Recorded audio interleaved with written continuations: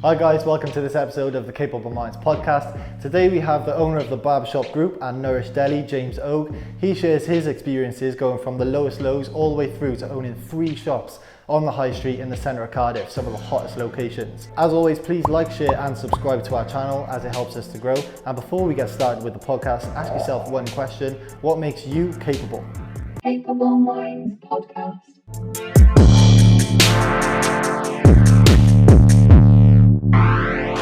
Okay, James, Thank you for spending your Sunday afternoon with us. Obviously it's a sunny day, so really appreciate you coming in. So if we start by you telling us and the audience at home what businesses you have and what you do. Yeah, okay, so I've got 2 barbershops and a deli. One I've recently opened last 6 weeks. One I've had for a few years now, and the deli I've also had for a few months.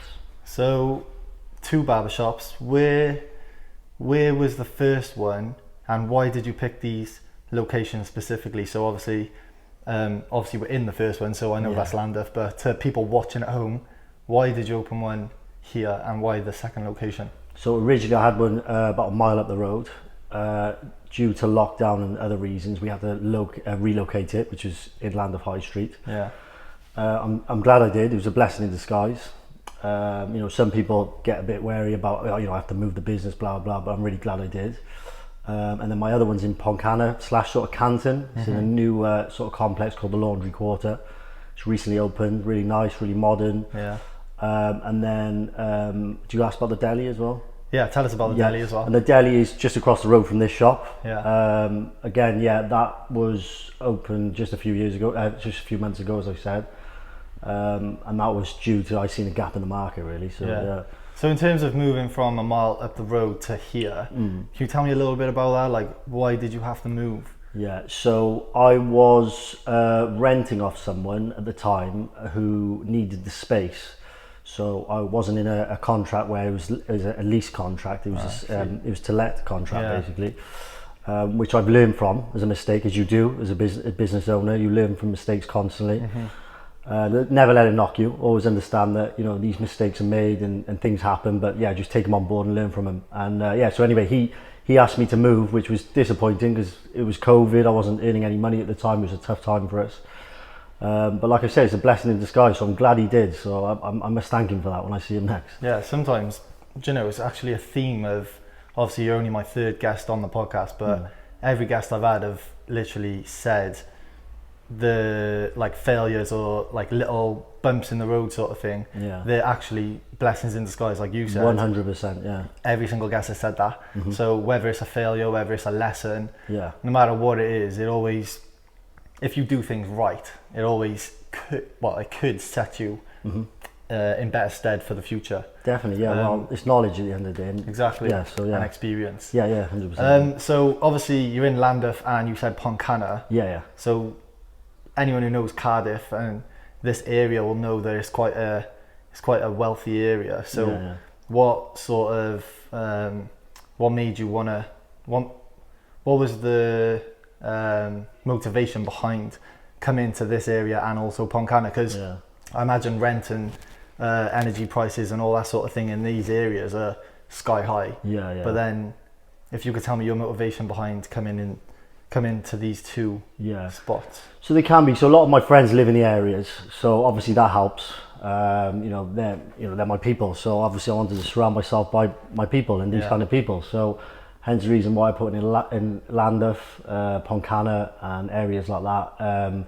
And they're just really nice sort of leafy areas of Cardiff, So it's a nice place to work in. It's nice to come here in the mornings. Yeah. It's nice for a customer to come here, and obviously, as I said, it attracts a lot of nice customers as well. So how long were you in this barbershop before the place over the road where you got Nourish the Deli? Yeah. How long were you here before that became available, and how did that story unfold? Yeah. So I've been here since 2020. I think it was November 2020. I was here for about 2 years, and then I was sick of sort of eating whatever I could get my hands on. As you know, I'm a keen gym goer. Yeah, I see you every day. Exactly, yeah. So I'm in there constantly, and your diet's so important. It's just as important as exercising, as you know. So I seen a gap in the market. You know, the boys in the shop were constantly moaning, saying, I'm sick of eating this, I'm sick of eating that. So I thought, well, why not open something healthy where, you know, you are what you eat. So you eat good, you feel good. Yeah, so I thought, yeah, it's a gap in the market, and so far it's been really good. So yeah. So what sort of things do you, for people who haven't been there or want to know a bit more about the deli, so what sort of things do you provide? Is it more like is it like macro based, or is it protein based? What sort of things is it? Is it just food, or? So it's more the case of it's just full of like flavors and colors and goodness. So you've got like your salad pots, you've got your protein pots, you've got your overnight oats, you've got your smoothies, your shakes, like healthy bars that I like. I literally hunt through Amazon looking for them. I look at everything on the back of them. I'm the same. I'm quite thorough as you are. I like to see what's in these things, you know. Of course, yeah. My drinks, I'm provided by like Whole Earth, so we've got like all Whole Earth drinks, San Pellegrinos, you know, things with all natural juices in and just sparkling water. So I try and keep it as natural as possible. Hence the name Nourish. Yeah. I think it's a good name, to be fair. Yeah. And I was saying to Cal before we came in how. Well, she was saying how much she liked the name, and then obviously the outside of it's like a leafy green, so it kind of gives that vibe of fresh, vibrant, and nourishing, you know. And also, what I would like to say is, obviously because I know you're from the gym, we've worked together like PT wise and training, diet. I know you're spot on with all that sort of thing. So you've opened somewhere where you would be the customer. Yeah, exactly. And I think that's so important because. You're opening something and you know exactly what to look for because you would be the person going in there. Yeah, well, I'm passionate about it to an extent. So like I said, it's nice to help people as well. So like as I do with barbering, it's to help people's self-esteem, you know, make them feel better. I get a joy out of it, just as I do if they're buying good food and they're you know, praising us for it, you know. It feels good. No, it's amazing. So let's go back a little bit. So back in like the early life, when was your first sort of taste of business or making good money, or what led you down this track of being a businessman, entrepreneur? Like where did that start for you? So as a child, I was sort of brought up on like garage forecourts. My father owned a few garages, so I used to sit in the odd Ferrari as a child and think, one day this will be mine. And, you know, as young boys do, and you sort of, it's a bit of a cliche really, you hear it a lot. But yeah, so I started off many years ago, sort of just doing jobs for people, helping out. I associated myself around the wrong people at certain times of my life, which I learned a lot from. I wasn't proud of it, but you know, I made mistakes as we all do, and look at me now. You know, I'm glad I did, because I was able to turn my life around. But yeah, it was mostly down to my childhood, really. You know, like I said, I was always hanging around my father. He showed me a lot of, you know, ways to be. So taking inspiration from your father, what sort of lessons would what specifically, is there a lesson where your father has taught you and you think, yeah, you know what, that's what I want to do, sort of thing? Was there a specific lesson you can think of? Yeah, he'd always say, obviously, you've got to put the hours in. You know, a lot of people like to do 9 till 5. I don't do that. I do more like 7 till 7. As you know, I'm in the gym early. I don't. You can ask anyone. I don't come home till every day as well. By the way, literally. Every day is there. But I don't come home till like 8 p.m. at night. When I'm at home, I feel like I'm not really out there. I'm not sort of gaining anything. You know, as Lamborghini said, their audience are not the people who are sat there watching TV, it's the people who are out there working hard. Of course. And I want to be one of those people eventually, hopefully. So I don't want to just be, you know, sat there, like I said, going back to the hours, put in the hours. You know, you're a product of your environment, so make sure you're surrounded by people on the same path as you. And yeah, he teach me a few other things as well, but they were 2 key factors, really. Yeah. I always think about that when you said surround yourself by people who think the same as you. They say as you get older, obviously your circle becomes a lot smaller. And it's nothing like disrespectful to the friends you've made along the way, like say back in school or whatever, but people do tend to, as you grow up, you go separate ways, depending on mindset and goals and career choices. So would you say you've lost a lot of friends along the way, or? Yeah, I'd say, look, some people will just try and get as much as they can out of you without giving you anything back. That doesn't necessarily have to be money. That can be energies, that can be multiple things, really. So yeah, along the way I have had to sort of cut a few people off, a few ties, you know, as they say, burn a few bridges. But you know, I try not to, because like I said, you do cross paths again at some point in your life with people, and you may need them for, you know, it may not be for something entrepreneurial or something like that. You may just need them for, you know, a walk down the street, or you know, a meal when you're on your own, or someone to talk to, you know. So I remember actually having a conversation with you not so long ago in the gym, and you were saying like you never hold grudges, like you never, even if you've done something for people. I remember this conversation, we were on squat rack, and you were saying even if someone may have done you wrong, no matter how big or small, like you'll never hold a grudge, and whenever they come back to you, you'll still have that same like friendly energy with them. 100%. Unless it was like obviously something horrendous. But I remember that conversation to this day, and you were saying it's not worth holding the grudge. No, it's not. And you know what? I actually shared something from Kevin Hart yesterday on my Instagram, and it was he was basically saying, why would you hold a negative grudge in your life when you can spend that energy doing something positive and you know, shining a positive light on something. So it's good that you have that mindset. And has there been situations in the past where someone has sort of pissed you off a little bit, and then they've come, I wouldn't say crawling back, but they've crossed your path, as you said, again in the future, and you've been close to being like, fuck off? Definitely. I think everyone comes, you know, goes through that sort of situation in life. I've obviously, I've had multiple people who I feel have upset me in certain ways. But like I said to you, there's no point in holding a grudge. You're wasting your time, you're wasting your energy. That time you're thinking of that person, you could have been investing into something else that is massively more beneficial. Yeah, I agree. So yeah, just don't waste your time, basically. Through life then, when you said you made some bad choices and stuff like that, we won't go too much into that, but what do you think was when do you think that turning point was where you thought, you know what, I need to pick myself up, I need to do a full 360 and I need to do something positive in my life? Like, was there something like major was it like a major experience, or something you read or something you watched and you thought, you know what, I'm gonna turn this all around? So years ago, my partner, she caught pregnant. I was a young man at the time. So like I said earlier, you know, I was sort of in the wrong environment around the wrong people at a certain stage of my life. And at that time, she did catch pregnant. We were expecting to only have one child at the time. But when we had the scan, the nurse said, ooh, and we said, what? They said, we can see 2 sacs. So not only was I having one, but I was having 2 children at the age of 23. That's crazy. Yeah, so that was a big eye-opener for me, really. So yeah, I'd say definitely my children would be one of them.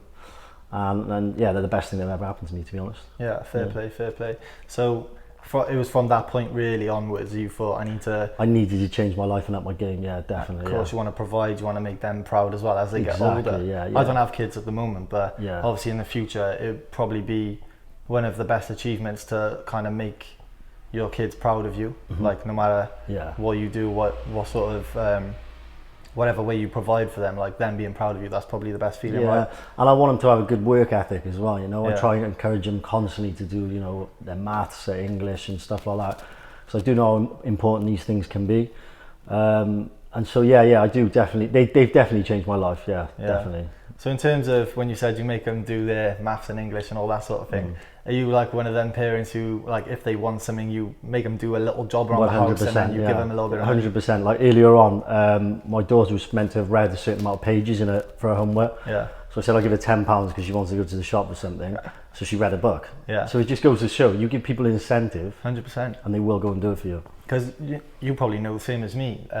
People we grew up with, it tends to be the ones who are coming from a wealthy or rich family. They tend to be the ones who they end up being fuck ups. They because they get handed everything on a plate.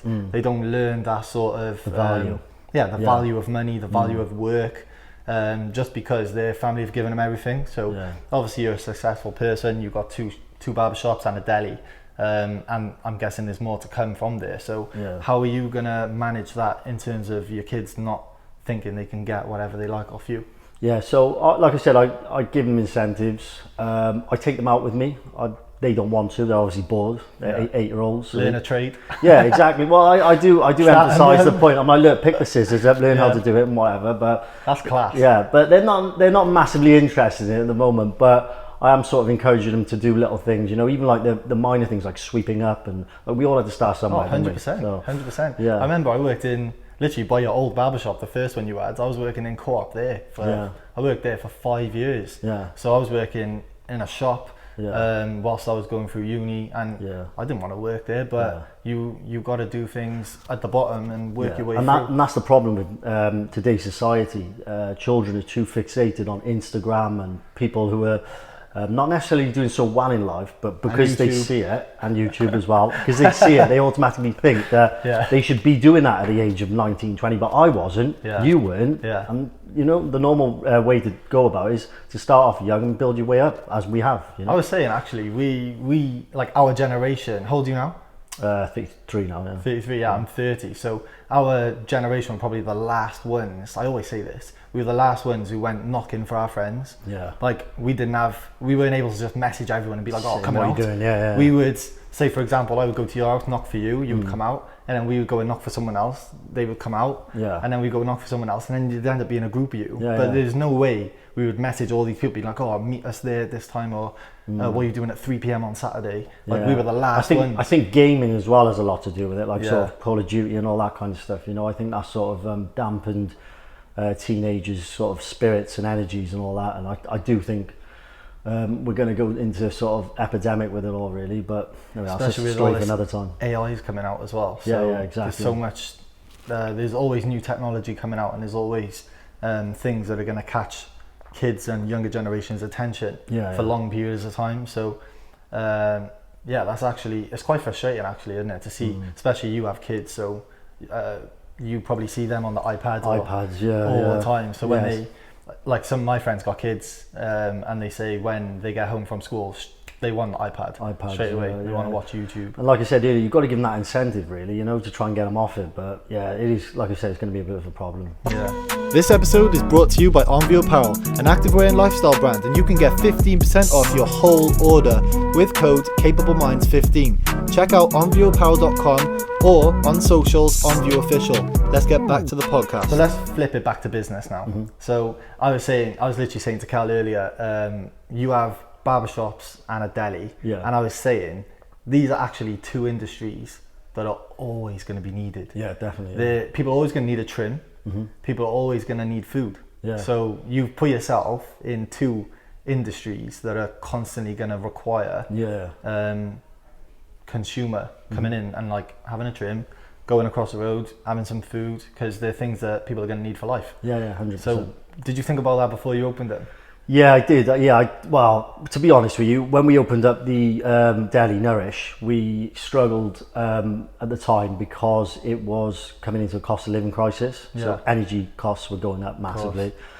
So it hit us for 6 when it happened. But again, I haven't opened it just to expect to earn money straight away. No businesses earn money straight away. Like, if people think they will, then they're just deluded. Because straight away you do start off high, and then you take a huge dip, 100%, and then you've got to slowly pull yourself back up again. So don't think the first or second week is how you're going to stabilize, because that doesn't happen. I'm literally in that exact moment now. So obviously, you know, I launched the brand back in November, and obviously when you launch something like that, there's loads and loads of interest. People are sharing, people are liking, people are buying and supporting you because they're your friends, they're your family. And then it's when you get off that hill and you start coming down. Take a dip, then it's hard then to get back up, but it does come back up. I can assure you that. Every single business I've opened, which have been quite a few now, we've all had that same pattern, and I'm sure other business owners will tell you the same. It's mad that you literally said that, and I'm going through the exact I'm trying to get up that hill now. So it's steady. But just remember, it's easier to go down a hill than it is to go up a hill. Exactly. And I'm having steady sales every week, every month. But it's not as fast as it was when I first launched. So now it's about like bringing in new products, new lines and stuff like that. I don't know if that was the sort of thing that you did to get out of your dip. But we're starting to launch new products ready for summer, shorts range, t-shirts and everything like that. So then it piques people's interest again. It does. And then getting new content. I've seen on your page you have like the pictures and the videos of making the food and people eating it and people prepping it, and it's all about like constantly and consistently being in people's minds. Yeah, it is. So then they look at that on their screen, they're like, oh yeah, I'm going to go there Monday actually. And go. Well, I'll never forget when I read a section in the papers in the Money and Business Times on a Sunday a few weeks ago. So it was on about vodka and alcohol. As you know, there's huge markups on it. Now 10% in that industry is your product. 90% is marketing. That's crazy. Literally, that is how you do it. So you can get, say, a bottle of vodka. One's got an Aldi's label on, one's got a Grey Goose label on. Now, automatically, you'd think Grey Goose is going to be expensive and Aldi's is going to be cheaper. Yeah. But realistically, they could be the same vodka from the same place. It's just because you put a different label on it, you've marketed it differently. You know, it's like simple marketing, really. But yeah, not a lot of people realise that how important that is. Do you know, it's actually, that brings me on to what you were saying about vodka then with AU. Yeah. So exactly, the way they shot up, and I actually watched a podcast not long ago with Charlie Slough? Yeah, so he's the owner with the boys from co-owner Swansea. with the Swansea lad. Yeah, and he was saying that he actually started a vodka brand and it was shit. Yeah. So these two boys from Swansea messaged him. They were like, "Oh, would you take pictures or whatever with the vodka bottle, a bit of like content and creator marketing sort of thing with a big, obviously, musician DJ." And he said, "Oh, do you know what? Let's have a meeting sort of thing." So they met like the next week, and then he invested in that because his was shit, and he liked the look of AU. So he ended up investing in it because his was rubbish. He couldn't bother with it. And then, obviously, because he was on the was it BBC Fire in the Booth? Is that BBC? Yeah, that's it. Yeah. So because he was doing Fire in the Booth for BBC at the time, every single artist, whether it's drill, grime, UK rap, whatever it was, Afrobeat, they were coming in doing a Fire in the Booth, and then they'd have a bottle in front of them. He was giving them like a plaque Fire in the Booth thing, and they were posing with that, and he was giving every single one of them a bottle of AU vodka. So on Charlie Slough's social media, BBC One, Fire in the Booth, blah blah. But this is going back to utilising your environment. Exactly. So if you have good people around you, like sportsmen, and other celebrities of some sort, or whatever list is people.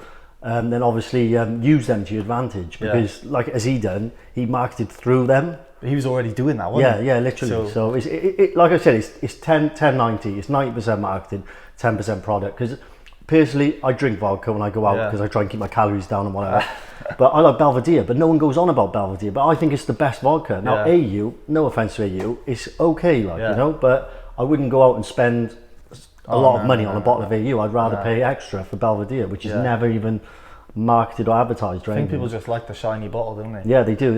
But they don't drink it because they like a certain vodka. They drink it because of because of what comes with it. Gold, isn't it? Exactly. It looks like a trophy, don't it? Yeah, it does. That's what Charlie Slough said. He said it looks like a trophy. So I have a plaque in this hand, and a trophy, which was AU vodka in this hand, and it looks sick. No, you are right. So, like I said, marketing for a business. If anyone wants tips or ideas, I would market it. If you're struggling with your businesses and you're thinking, what the hell can I do to get more people in or sell more, just market. Simple as. I've done it with Nourish. I've done it with this place, and that brings me on to my next question, actually. So obviously, as we know, you've got the Tops, Reece Zammit, you've got Cabango. There's been loads of local sort of athletes and celebrities coming through your shops. Yeah. So how did that come about? And do you see the benefits, like in what way do you see the benefits of them coming in? Yeah. So with Reece Zammit and Cabango and stuff like that, they came in when they were younger. They were like playing for like under 20s and stuff like that. They constantly came. They didn't go anywhere else. We kept them here. He's a good friend of mine, Lewis, as well, to be honest. But they've obviously recommended us to other players then along the way. So as time goes on, you'll pick up more and more people, and they'll eventually they'll give you more people, and then it's a knock-on effect. It's a snowball effect, basically. So once one comes in, then another one will come in, and then so on. So we do have quite a few. We have a few of the Blues boys, had a few City players in the past. Obviously, Ben. We've got Joe Root, Billy Root's brother coming in. That's all I can think of off the top of my head. Are there any like major benefits you've seen from that? Like in terms of, obviously you've got the Instagram exposure from their videos, like people seeing like a celebrity or athlete, and they're like, oh, that's actually sick. If he goes there, that would actually make them want to go there as well, because they. We do. We get calls on the phone sometimes off kids saying, can I have whichever sportsman, like Reece Zammit or whoever's haircut, and obviously we can only deal with what we've got in front of us. Yeah, so we're like, yeah, we'll try. But yeah, they definitely do bring in potential business. Like I said, it just brings more and more of the players in, so it just gets us more noticed. Yeah. So it may not necessarily bring people in because of that one player, but because they have such a big audience on Instagram and social media and stuff like that, more people will see us then when they repost us and stuff like that. And then that should attract in a few random customers then that we never thought we'd have, you know, and then they'll be regulars then. So yeah, it does help. That just brings us back to the location as well. So Llandaff obviously is a nice wealthy area, so they see like professional athletes coming here. It just adds to that sort of, the barbershop is a elite barbershop, they're in a nice area, celebrities go there, like it all adds to this sort of pile of excellence, should we say. So, definitely. No, you're all right, you're bang on there. Yeah, so that's some of the good parts. So if we could go back to business and talk about any obstacles, have there been any major obstacles that you've come across? Is there any that like sort of stand out in your head, and how did you overcome that? Staff's quite a hard situation. Once you've got a good team, which I have, my team's unbelievable here. You know, I'm so happy with them. I wouldn't change them for the world. But your staff at the time when you're first starting out was the hardest thing, because they don't necessarily care about the business, they're there for the wage. Now the boys that I've got, I feel like do care about the business, and we all care for each other, and you become a team. There's multiple, you know, things that you know mean team. Like together everyone achieves more. The team. Exactly.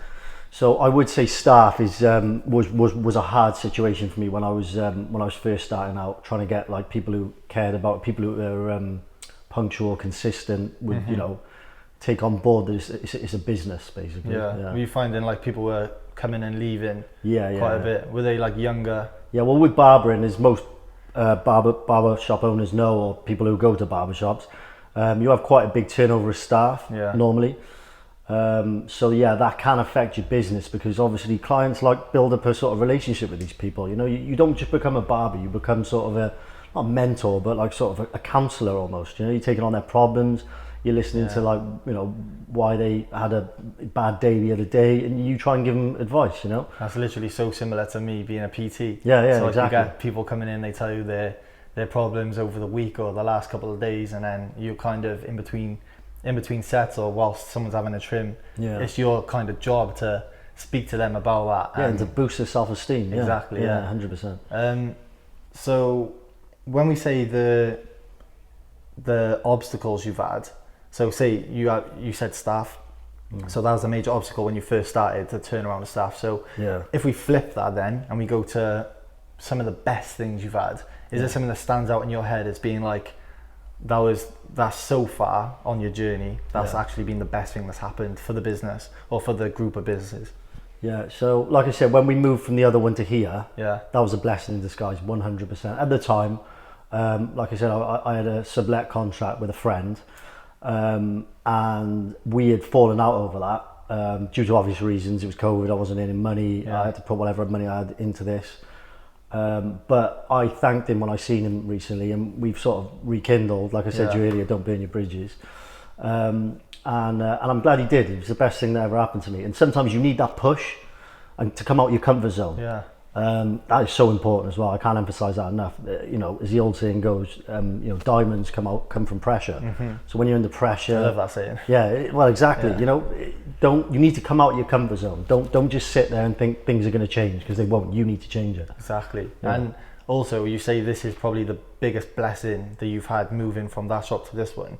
And then you can look at it another way, where if you didn't move into this high street in Llandaff, you probably wouldn't have noticed the other business, the shop over the road, Nourish. You wouldn't have noticed that, and then you wouldn't have. It's escalated from there. Like you said earlier, it's like a snowball effect. It is.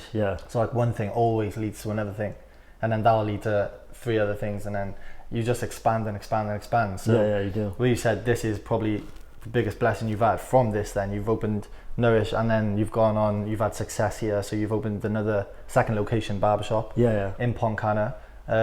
So how does the divide work between Llandaff Barbershop and Pontcanna Barbershop? Like how does that dynamic work? So we've tried to keep it similar, the two shops, Obviously, a few customers have come down there from myself and Lewis, who are down there. They are regulars, so they come down with us, or they have to come down with us. We're starting to pick people up in the area. Again, earlier, like I said, people think that when you open up a business, or he's got another business, he's going to be successful again. That's not necessarily the situation. Most people fail multiple times. I failed. I just don't tell people about it, you know. People only see the good side. They don't see the bad side of opening a business.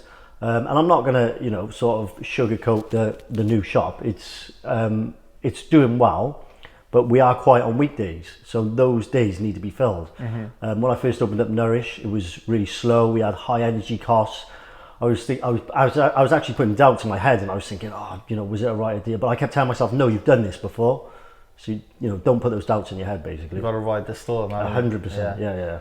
So in terms of your motivation and inspiration, should we say, who do you take motivation from?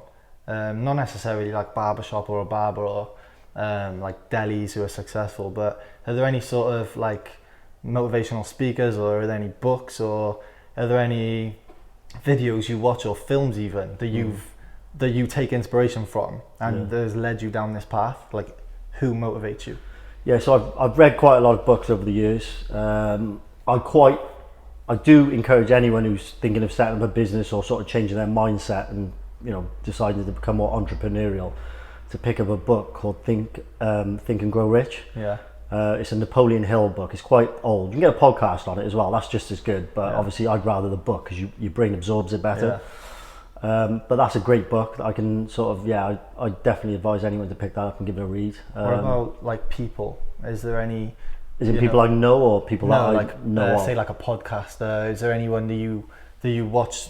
Like, say for example, you might watch someone's podcast like regularly because you take inspiration from that person. Is there anyone you can think of? I quite like LeBron James. His podcast. I was listening to it on an app a few months ago, and he's just so humble. I haven't watched any of it. To be fair, obviously he's a great athlete, one of the greatest NBA players of all time. So that would actually be, I'd be interested in that. So if you could link that to me. Well, people think, you know, I have to listen to a business owner or a millionaire or billionaire. You don't have to, because these guys are millionaires and billionaires anyway. 100%. It's your mindset. That's what you're trying to change. Yeah, the mindset and the drive for like ambition. Yeah, and to be a success. Because you mentioned it made me think about the series called The Last Dance. With Michael Jordan. So how he went through the NBA. Do you know, I've never watched any NBA in my life. It's never really piqued my interest. Have you seen that? Yeah, and I bet it opened your eyes. Honestly, it was one of the best series I've ever watched in my life. Yeah, it is good. And just seeing the way where he's like, oh, I took that personally, and exactly, then he would go on a mad one. But remember what I said about team? Yeah. Look at that team that they had. Crazy. It was unbelievable. Yeah, crazy. So, like I said, team's so important. Yeah, that's mad. So, in terms of like your next plans, so should we say like over a 5-year period? Like, do you regularly give yourself goals and targets to hit? And is there something specifically in your head that you think, do you know what, by 2025 or 2028, sort of like a 3 to 5 year period, is there like what's more? I want to know what's more to come from you and from the Barbershop Group, and from maybe Nourish.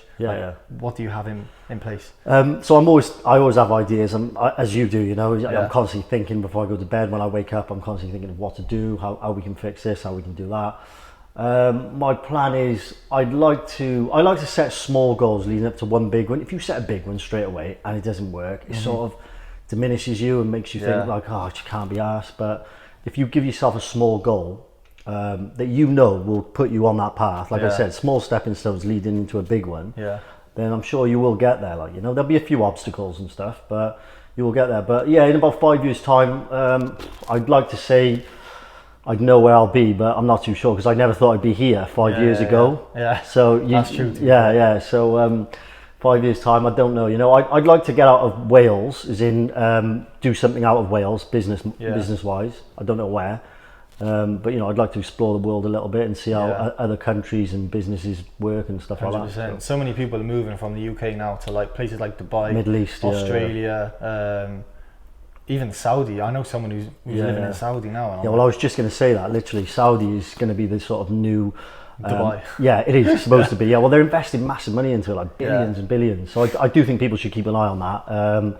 And there'll be a lot of opportunities in like Riyadh and places like that. And I think it's Neom, is it, the city that they're building? I'm not sure. Yeah, I've looked into it, to be fair. And is that that wall one? Yeah, that's it. Yeah. That's crazy. Yeah, it is mad. But they will put the money into it, you know. So they've got the money to do it. So, and I think it's a good idea, personally. And that also links me back to what we were saying earlier, where you've been very clever in opening businesses and learning a trade in something like barbering. That can take all over the world. And a deli. So food and haircuts. Everyone in the world needs food and needs haircuts. Yeah, simple as that. Yeah. So you could easily take a blueprint from what you've already achieved here in Cardiff, Wales, and you could take it anywhere. Take it somewhere else, yeah. Or even if I wanted to set something up for someone else, say I met a load of Saudi guys and they wanted to open up these businesses in their new cities. Now I've got the experience. Be a mentor. So like when all these people who are setting up small businesses like myself, think, you know, where's next? Well, you never know. Like I said, I didn't expect to be here 5 years ago, so I don't know where the hell I'm going to be in 5 years' time. But definitely. And it's good that you said, actually, in terms of those small goals rather than a big goal like 10 years away. Because I think it definitely motivates you more when you're hitting goals regularly. It gives you that motivation. It gives you like the sense of accomplishment. So the same as in the gym, really. Like you train every day, so if you come in and you think, oh right, my bench is on, say, I don't know, 100 kilos, by the end of this year I want to hit 150 kilos, it's probably not going to happen. But if you said, oh, in a month's time I want to get to 105, like 90% chance you'll probably hit it. And then, but as you said, you've got to slightly tweak little things here and there in order for you to get there. So maybe like have a different post-workout, change your diet, get a PT. Do you know what I mean? All these little things you've got to think of, and then you'll go on to the next step. That's how it works. Because different things lead you further. So like whether that's networking, people you know, whether that's putting money into marketing maybe, or making friends with people in a different social circle that might have the knowledge that you don't have. Like all these little things come into helping you progress. That brings us back to that circle thing, where as you get older your circle gets smaller. But then you might have people in different social circles that you could pull knowledge from. Well, you just said it then, networking. You need a network. It's massive. It's so important. So now I want to go into the defining moments section. So obviously, as I said to every guest, every single podcast is going to be the same. Every guest who comes on got to bring in 3 pictures which basically define exactly where you are right now in this room with me. So do you have the 3 pictures, and can we talk about the first one, and if you're going to explain to the watchers at home, what is it? So my first one will obviously be, no matter what, my family, so my children, whatever, they're the most important thing to me. They're your legacy, you know. So they're the most important thing for me. My second one would probably be my business, as in the first one I opened, which was the one just around the corner from here. Because obviously that's where I started from, you know. That was the seed that was planted. And then obviously it's just reaped from there. So if we bring it back to the first picture, when you say your family, like who does that for you? Like obviously it's a defining moment. So your family, your family circle. So it's quite a small... just everyone in it, mum, dad, kids, partners, everything that's, you know, just helped me along the way. And how do you draw support from them and motivation from them? It's a sort of, you've got to get the balance of it right, you know. Like I said to you, I do a lot of hours. So I'm up first thing in the morning, I leave the house by like 7ish. I don't get back till 7ish. So I need to keep a day spare for them a week where I see them, ask them how they're feeling. 100%. You know, if everything's okay.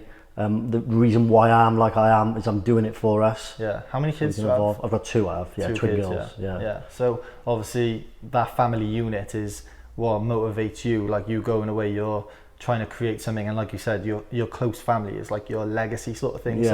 When we're long gone, like they'll be the ones who sort of take the reins with. Well, they take the world over, really. Isn't it? We want to keep this planet as good as we can, don't we? So we're just leaving it. We're reproducing and passing it on, really. Aren't we? So bring me back to the second picture then. So as I said, that was my first business that I went into. So it's like a seed. You plant it. Actually, no, I rephrase that. It's like a child. Yeah. You give birth to a business. Yeah. And you watch it grow, and you go through all the toughness of the youth of it, and then eventually they become adults. Yeah. And they do their own thing. You've got to like nurture it, haven't you? Yeah, you've got to nurture it. You've got to like sort of build it up. You've got to invest in it. You've got to put time into it. And then, like I said, similar to when kids get to an adolescence age, they sort of look after themselves then. Yeah. And you can pull away from the business and not have to be so hands-on with it. And you'll have good people around you who can potentially run it and so on. So yeah, it is. There's comparisons between, you know, businesses and children. Yeah. Really, Did anyone help you set up the first shop? Like, did you get investment, or was it something you saved for, or like how did that seed get planted, or how did you birth that child, should we say? Yeah. So so I put some money into it, and my friend who I said I was renting off helped me out at the time. Yeah. And then obviously I paid him off within a few months because it did take off.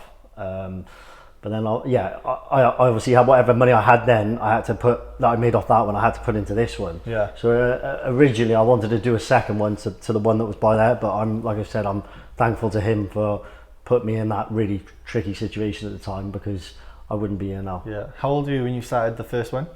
I was 26. That's class. So, yeah. Fair play. So you opened your own shop at the age of 26. Like like in terms of learning and experience in like opening a shop, like you probably had, should we say you had none? No. Like you've never opened a shop before, so it's all brand new to you. So being able to do that, I think that's amazing, to be fair. It is. And as I said, it's stressful, but the more you do, the easier it becomes, because you sort of know what routine you need to do in order to get them all set up and ready. And I was actually on my last podcast with Alex.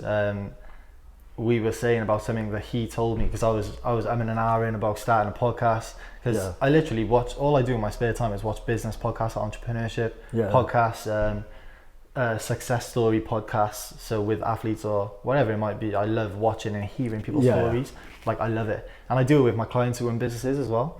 And I was saying to Alex, obviously he's a really successful businessman, and I was saying to him, do you know what, I'm thinking about starting a podcast, and I can learn from all these different people, all these different industries. And I was like, but I don't know if people will watch it, and he was like, literally the best thing you can do is just do it, and learn as you go, because he's like, if you wait for it to be perfect, you're never going to get started, because it's not going to be perfect. Well, I seen a quote the other day, it's funny you say that, and it said, just do it, as we said, and then the person said, well, I'm scared. So then they said, right, I'll rephrase that. Just do it scared. Yeah. So just do it, literally, like. And you'll learn everything as you go. And the experience, it sort of compounds over time. Yeah. So like you say, you opened out when you were 26, and now you're 32, 33. Yeah. And you've probably amassed loads and loads of experience and know-how, which could, like we said earlier, you could go away to another country and you could be someone's mentor who wants to do the same thing. Yeah, exactly. I could run multiple businesses with people like that. Exactly. You've learned so much. So let's talk about the third picture then. What is it, and why is that a defining moment? So going back to books, I do like books. I read them quite often. Well, not as much as I used to, because I'm so busy nowadays. Yeah. But probably my book that I said, Think and Grow Rich, The Power of Now. Anthony Robbins is good. A book in general, really. So what sort of, like, why is reading a book a defining moment for you? Like, what have... Because I didn't really read many books for years and years and years, and then someone turned to me and said, read this book. It was only small, I can't remember what it's called, but someone said, just read that and see how you think and see how you feel. So I read it and I felt amazing, and it completely changed my mindset. Opened your mind, sort of. Exactly, yeah. So it's like having a teacher in front of you. They're sort of giving you the answers. Yeah. When you read a book, you gain a lot of answers that are subconsciously in the back of your head that you've always wanted to know, and you're like, I've always wanted to know that. Yeah. But by reading a book, you sort of pick up these answers to your questions. Just read as much as you can, basically. And like I said, you've absorbed that sort of knowledge from flicking through the pages, reading them in depth. And you've invest into reading, basically. And you've taken the knowledge from the time you spent reading into your businesses. And I'm bad for it. I'm sure you are, and I'm sure everyone else is. But as soon as I go onto my business pages on Instagram, I'm flicking through other stuff and irrelevant stuff, basically. Now, try and stop yourself from doing that, put the phone down, pick up a book, and watch the benefits between the two. Yeah. That's for marketing and for pulling in money. It's not for letting other people market to you. You can gain a lot of sort of ideas from it, but try not to invest too much time into your phone. Just pick up a book. Yeah, so I used to be fair, when I was reading a couple of books like Atomic Habits and stuff like that, I would always put my phone on Do Not Disturb. Yeah, definitely. And I would leave it in a different room. Yeah. And then whilst I was reading, I wouldn't get distractions from my phone like blowing up or whatever. Couldn't even hear it vibrate. So if I heard it vibrate, I'd be, oh, who is it? La la la. Is it business? Is it a friend? Or is it my mum? Whatever. Yeah, of course. So yeah, I would literally, that would be my advice to anyone wanting to read a book, is just put your phone on Do Not Disturb, put it in a different room, and then read a book. Yeah, definitely. It's an addiction. Your phone is an addiction. I think we all know we're all bad for it. We all just, even if we just look at it for the sake of it. Exactly. You know, every couple of minutes, seconds, we're just looking at our phones. I know, so bad. I do it. I even do it in the gym in between sets. It's so bad. Yeah. But 90% of the time, I'm just changing my song. Yeah. I'm not actually flicking through social media. So is there like a single top tip that you can give watchers and listeners at home? Like, what would be your top tip to tell them to take forward into, like, if they wanted to go forward in business or in life in general? Yeah. So yeah, if you're looking on going into business or doing something, as we said, just do it. Literally, just jump into it. At the end of the day, you're only going to end up back where you were anyway. Yeah, but you've got the experience. Exactly, yeah, which is what I've sort of done. Yeah. So like, you're gaining knowledge by doing it, and again, you can use that to help other people along the way then, and potentially run businesses for people and do whatever. So yeah, I would just say just do it. That's for people who haven't yet started. And then for the people who have started, just stick it out. Make sure you're marketing well. Just patience. Yeah. Just be patient. It will work for you as long as you keep telling yourself it will. If you tell yourself it won't, it more than likely won't. Yeah. Because you've already accepted defeat. Yeah, that's a good piece of advice, to be fair. Just throw yourself in at the deep end. Yeah. And then you either sink or swim, really. But even if you sink, you don't drown in real life. No. You just gain experience. Yeah, exactly. And then if you swim, you swim. Well, you can always go back to where you were, you know, if it doesn't. And then you can go back to the drawing board and think, right, what am I going to do next? Yeah. Like when I read Richard Branson's book, Like a Virgin, the guy was bankrupt multiple times and failed loads of times. But look at him now.